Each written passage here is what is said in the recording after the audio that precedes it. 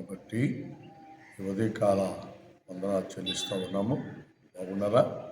దేవుని మహాకృపను బట్టి దేవుడు మనల్ని ప్రేమించి మరొక నూతన దినాన్ని దేవుడు మనకిచ్చాడు.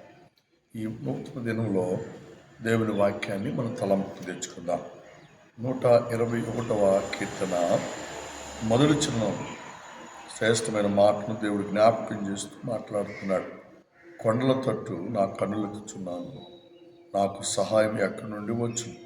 యెహోవా వలనే నాకు సహాయము కలుగును. పిల్లరా, మనము కొండల తట్టు కన్నులెత్తినప్పుడు, దేవుని తట్టు మనం ప్రార్థించినప్పుడు, దేవుడు నీ కుటుంబానికి కావలసినటువంటి లేక నీ బిడ్డలకు కావలసినటువంటి ప్రతి అవసరత అక్రతను దేవుడు తీర్చి నిన్ను తృప్తిపరుస్తాడు. అది ఎప్పుడంటే దేవుని తట్టు నీ కన్నులెత్తాలి, దేవుని తట్టు ప్రార్థన చేయాలి. పిల్లరా, దేవుడు మనలను మరొక దినాన్ని ఇచ్చి బ్రతికించింది లోకం వైపు చూడమని కాదు, లోకం తట్టు కన్నులెత్తమని కాదు, శరీర కార్యముల తట్టు కన్నులెత్తమని కాదు, కానీ దేవుని తట్టు మనం కన్నులెత్తినట్లయితే, దేవుని తట్టు మనం ప్రార్థించినట్లయితే యెహోవా మనకు సహాయం చేస్తాడు. ఆయనే మన ప్రతి అవసరతను తీరుస్తాడు. మన బిడ్డల చదువు విషయంలో కానివ్వండి, మన బిడ్డల ఉద్యోగాల విషయంలో కానివ్వండి, మన బిడ్డల యొక్క ప్రతి అవసరత విషయంలో కానివ్వండి, దేవుడు పరిశుద్ధాత్మ దేవుడు మన ప్రతి అవసరతను తీర్చి మనల్ని బలపరుస్తూ ఉంటాడు. కాబట్టి ఆయనకు తట్టు మన కన్నులెత్తుదాం, ఆయన తట్టు మనము చేతులు చాపుదాం, ఆయన తట్టు మనము మన హృదయాలను మన మనస్సులను త్రిప్పి ప్రార్థన చేద్దాం. అలాగ మనం చేసినట్లయితే పరిశుద్ధాత్మ దేవుడు మనకు సహాయం చేస్తాడు. ఇలా దావీదును మనం జ్ఞాపకం చేసుకుంటే, దావీదు దేవుని తట్టు కన్నులెత్తాడు.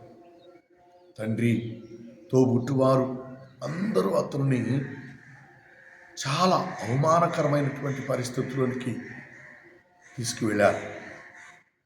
లోయల్లో, కొండలలో, పచ్చిక బీడుల్లో గొర్రెలు మేపుతూ తన జీవితాన్ని గడుపుతూ దాంతోపాటు పిల్లరా దేవుని తట్టు కన్నులెత్తినాడు. చిత్తారా వావిస్తూ చక్కని స్వరం ఎత్తి దేవుని పాడేవాడు.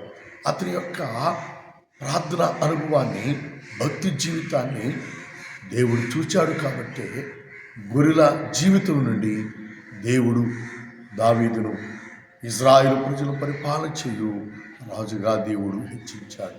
కాని మీద తెలుసా, కొండల తట్టు కన్నులెత్తాడు. మా బాబు, నీవు కూడా దేవుని తట్టు కన్నులెత్తితే, దేవుని తట్టును ప్రార్థన చేస్తే పరిశుద్ధాత్మ దేవుడు నీ ప్రతి అవసరతను తీరుస్తాడు, ప్రతి అక్కరతను తీరుస్తాడు. ఉన్నతమైన స్థితిలో నీ కుటుంబాన్ని దేవుడు హెచ్చిస్తాడు, నీ కుటుంబాన్ని దేవుడు బలపరుస్తాడు. మనుషుల తట్టు చూడబాకండి,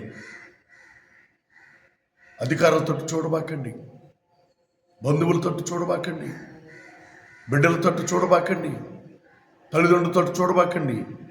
నిన్ను, నన్ను, మనందరిని సృష్టించిన సృష్టికర్తైన దేవుని తట్టు నువ్వు చూసినట్లయితే దేవుడు నిన్ను దావీదు వలె ఇచ్చిస్తాడు, దావీదు వలె నిన్ను బలపరుస్తాడు అని ఈ ఉదయకాలంలో దేవుడు మనకు జ్ఞాపకం చేస్తాడు. కాబట్టి మనల్ని మనం దేవునికి అర్పించుకుందాం, మనల్ని మనం దేవునికి సమర్పణ చేసుకుందాం.